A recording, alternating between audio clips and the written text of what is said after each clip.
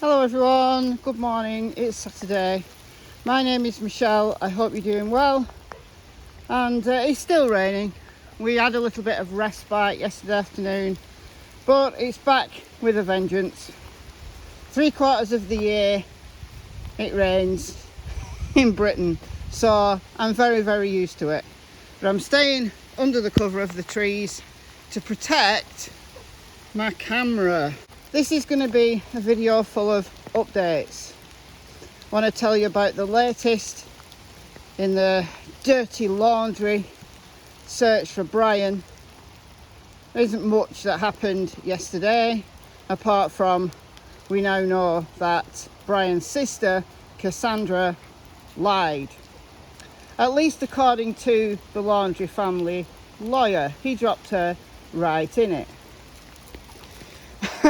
But I also want to talk about the latest in Don Wells and the search for Summer, because there's a few things worthy of discussion there.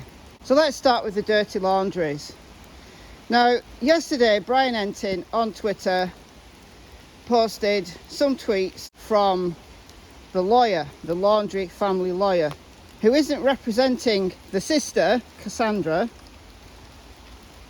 He's representing the Laundrie family, like the three of them, mummy, daddy and baby Brian. So she saw Brian allegedly, according to the Laundrie family lawyer, she saw him on September the 1st when he arrived home, and she saw him at the campground. She was actually there at the campground with the Laundries when they were there between September the 6th and September the 8th. But that's almost a month ago. So although, yeah, it tells us that she lied, she can't be trusted, it doesn't tell us anything about where Brian is now. And as you know, if you've been following this case, you'll know that the search people, you know, we're now over $1 million allegedly, you know, at the cost of searching Carlton Reserve, close to the Laundrie's home. It's a 25,000 acre reserve, mainly full of swamps.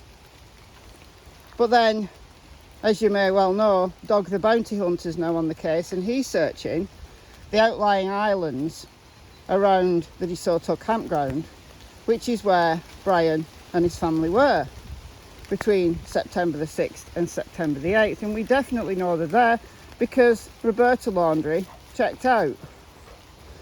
But it doesn't tell us that Brian's there, does it? It doesn't tell us. We've only got the parents' word that Brian went for a hike on the 14th in the reserve. Surely the FBI have more intelligence than that as to why they're continually searching this reserve, although they have scaled that search back. But tweets from Lisa, Dog the Bounty Hunter's daughter, say that the search is going to continue there this weekend at DeSoto. So we'll just have to wait and see.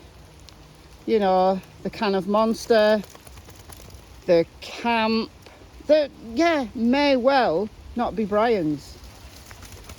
But they say they've got other leads as to why they believe he's in that area. But even if he was there, even if the dirty laundries set him up with food and water and, you know, lots of money, and maybe they're getting more supplies to him somehow. We can only speculate on that. But how long can he stay there? And now now he knows the search is on.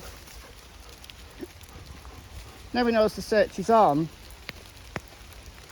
What's to say he's not just going to move on along? But some people have said that's a bad thing. That's going to be a real bad thing. You know, Dog the Bounty Hunter's giving a, not a precise location, but a good area of where they're searching. People have said that he's ruining the investigation. Is he though? Because won't it flush the dirty brown laundry out?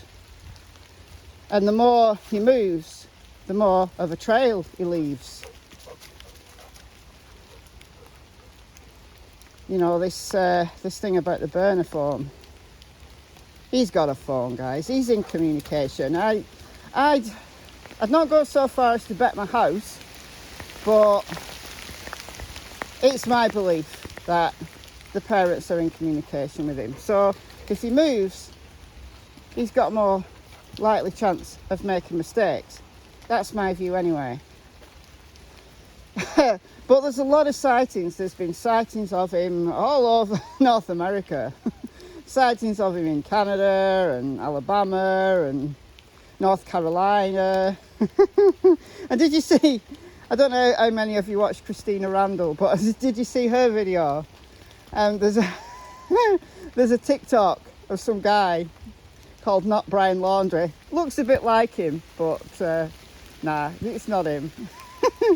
But he's such a generic looking guy, you know, that I can understand why people think they see him. You know, I might see him in these woods.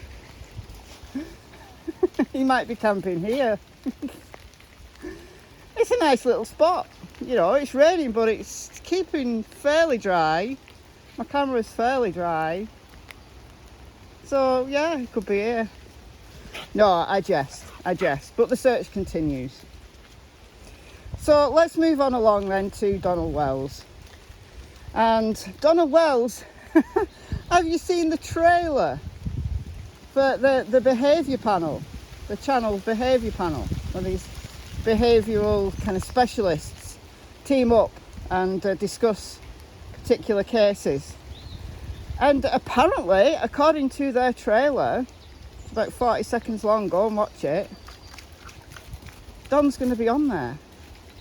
Don's actually going to be there and they're going to interview him. What it looks like from this trailer. Now, the trailer might be provocative clickbait, and we know just how much you guys love clickbait. But has he? Has he been there? Now, he told Cher from Voices Behind the Wall, not last night, the night before, that he's had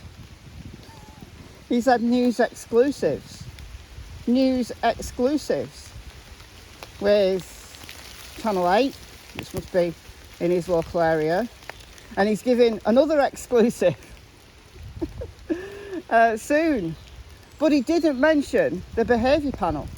Cher talked about, you know, what about Dr. Phil, and she can get him on Dr. Oz, but they did not mention the behaviour panel. So is that something that Don's kept quiet, and if so, why? But I don't know when that's going to come out, but yeah, keep your eyes peeled for that one. And after that conversation that Cher had with Donald, he called in to her show, not last night, the night before. She had another discussion yesterday, and I didn't watch all of it. I only watched, I don't know, the first half hour or 40 minutes, I'm not sure. But she was talking about Donald, and she was talking about the friend, you know, the neighbour. And, you know, the things suggesting perhaps, speculating perhaps that what the neighbour said, you know, about the scream and about the car leaving, that was staged.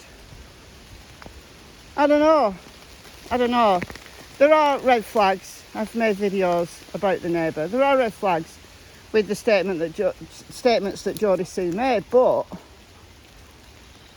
I think there's probably some truth in that.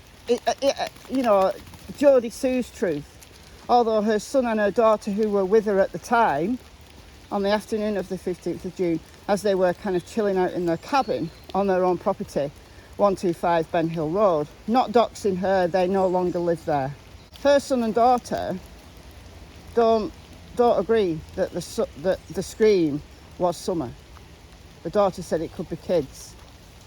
The son said the red vehicle she saw going up Candice and Don's driveway could just be somewhere, you know, one of the neighbours' vehicles. So I don't know. Now, I would have missed this. So this is thanks to someone in my Facebook group who posted, they don't want to go in that today, who posted a link to a live stream that was almost 5 hours long on John QQ's channel. And I would have missed this. If you want to join my Facebook group, link is in the description. We have some really good discussions in there.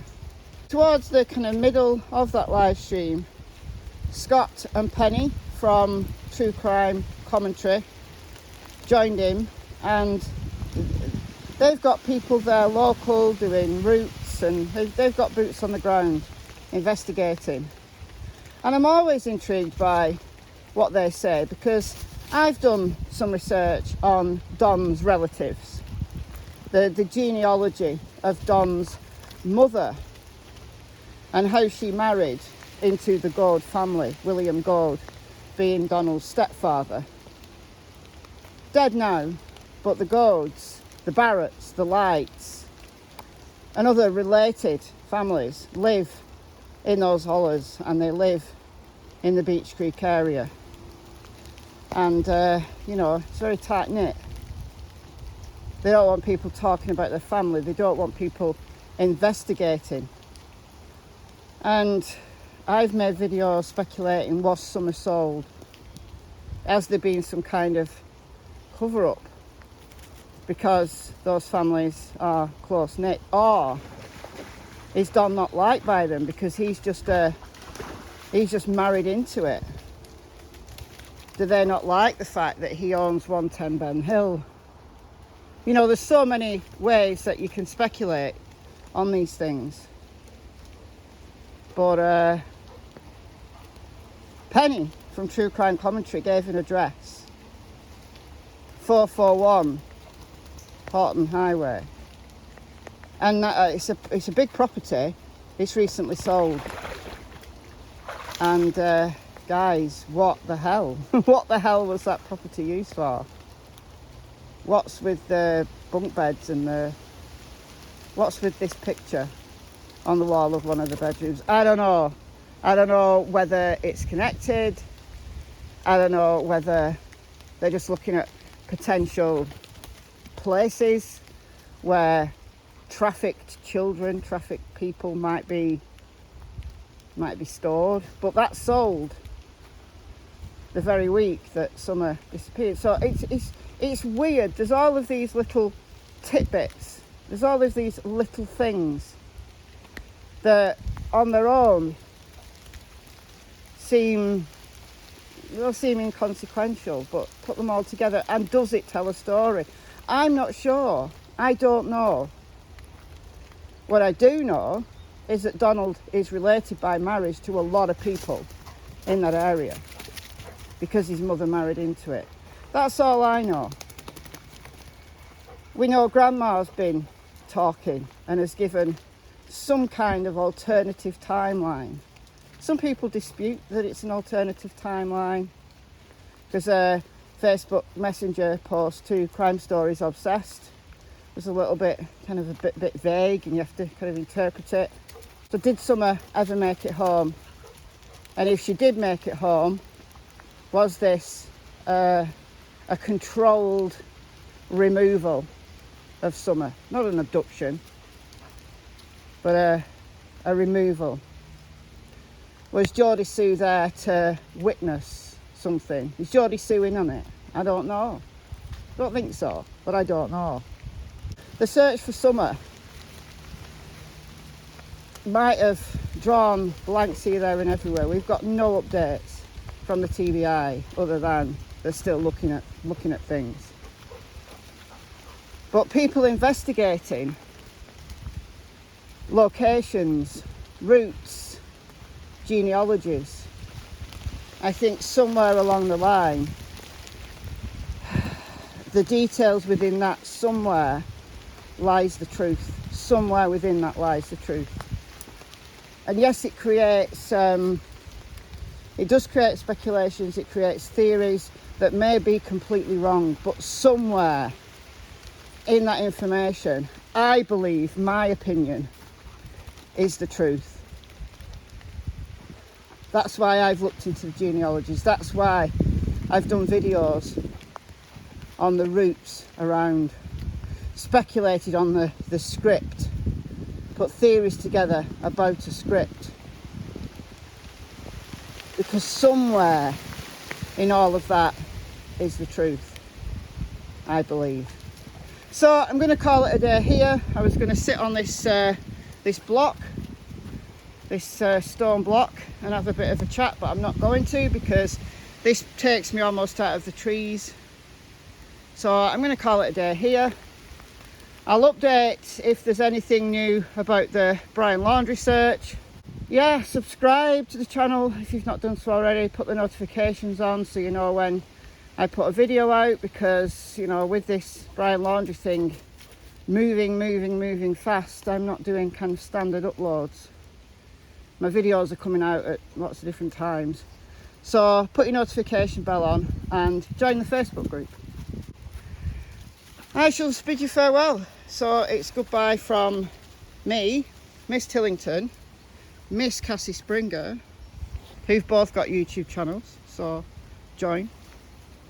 I'll see you in the next video.